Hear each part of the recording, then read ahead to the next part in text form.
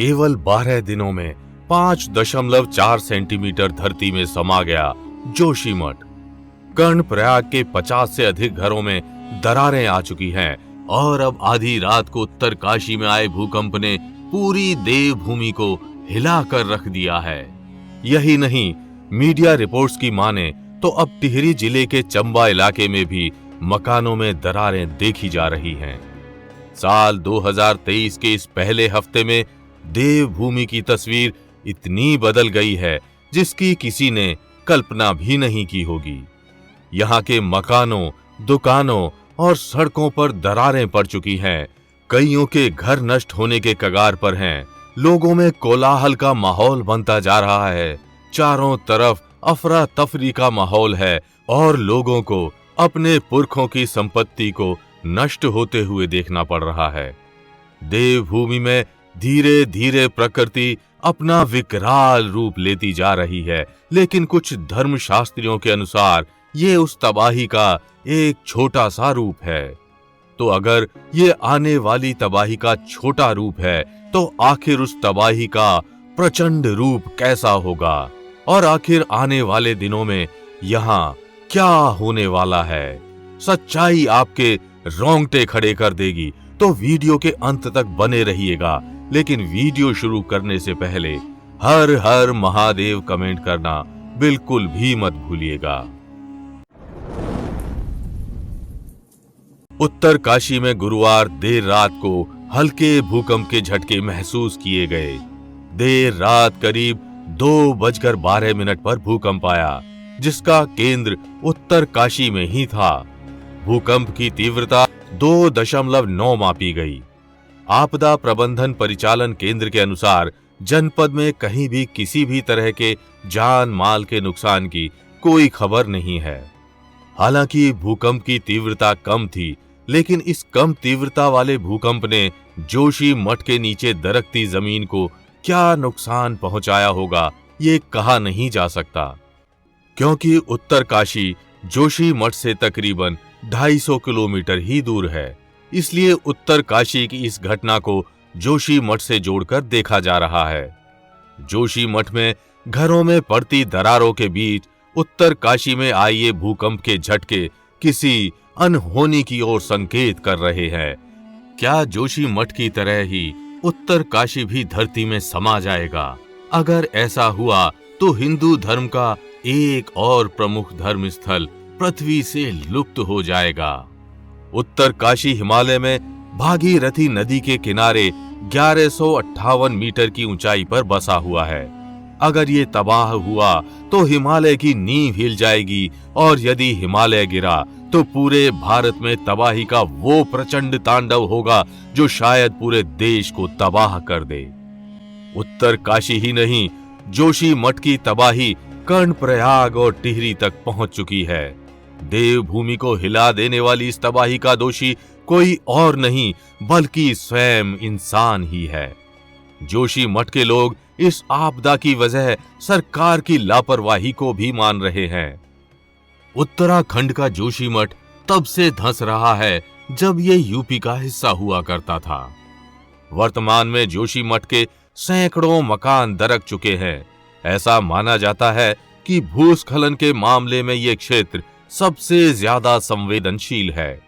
हालांकि कुछ लोगों का ये मानना है कि जोशीमठ की पहाड़ी के नीचे सुरंग से निकाली जा रही एनटीपीसी की निर्माणाधीन विष्णुगाड जल विद्युत परियोजना इसकी जिम्मेदार है। इसके अलावा हेलांग विष्णु प्रयाग बाईपास की खुदाई को भी इस समस्या का कारण माना जा रहा है। हालांकि अध्ययन में ये सामने आया है कि ड्रेनेज सिस्टम न होने की वजह से ज्यादा समस्या हो रही है। इसके अलावा यहाँ पर्यटकों की लगातार बढ़ रही संख्या और अनियोजित विकास भी समस्या का मुख्य कारण है। 5 साल पहले चेतावनी मिलने के बावजूद सरकार ने इस पर कोई ध्यान नहीं दिया, जिसका नतीजा यहाँ रह रहे लोगों को भुगतना पड़ रहा है और आज स्थिति हाथ से बाहर जा चुकी है। जोशीमठ तो कई साल पहले से ही धंसना शुरू हो चुका था, लेकिन 2020 के बाद से समस्या ज्यादा बढ़ गई। फरवरी 2021 में बारिश के बाद आई बाढ़ से सैकड़ों मकानों में दरारें आ गईं। 2022 सितंबर में उत्तराखंड के राज्य आपदा प्रबंध प्राधिकरण की ओर से विशेषज्ञों की टीम ने सर्वे किया। जोशीमठ तो कई साल पहले ही धंसना शुरू हो चुका था, लेकिन 2020 के बाद से समस्या ज्यादा बढ़ गई। फरवरी 2021 में बारिश के बाद आई बाढ़ से सैकड़ों मकानों में दरारें आ गईं। 2022 सितंबर में उत्तराखंड के राज्य आपदा प्रबंध प्राधिकरण की ओर से विशेषज्ञों की टीम ने सर्वे किया। खराब सीवरेज, बारिश और घर से निकलने वाले पानी की वजह से पानी जमीन में रिसने लगा। इसके अलावा अलकनंदा के बाएं किनारे में कटाव को भी जोशीमठ की तबाही का कारण माना जा सकता है। वैज्ञानिकों के अनुसार जोशीमठ शहर में ड्रेनेज सिस्टम नहीं है। ये शहर ग्लेशियर के रॉ मटेरियल पर बसा हुआ है। इन सभी कारणों से ग्लेशियर या सीवेज के पानी ने जमीन में जाकर अपना रास्ता बनाना शुरू कर दिया। जमीन में भारी मात्रा में पानी की मौजूदगी किसी भी स्थान के लिए खतरनाक है और जोशीमठ के साथ भी ऐसा ही हुआ है।